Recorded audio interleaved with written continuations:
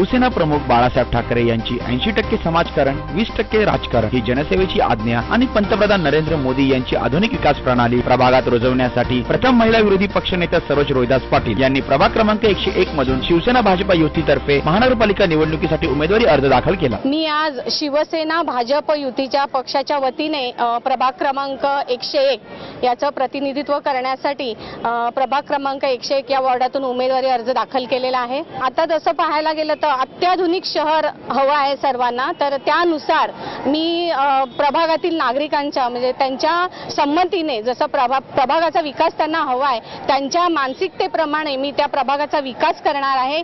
आणि आज आपण जर पाहाल तर आदरणीय बाळासाहेब ठाकरे यांच्या विचाराने तसेच आपले पंतप्रधान नरेंद्रभाई मोदीजी यांची जी विकास प्रणाली आहे ती माझ्या प्रभागात राबवण्यासाठी मी प्रथम प्रयत्नशील राहणार आहे।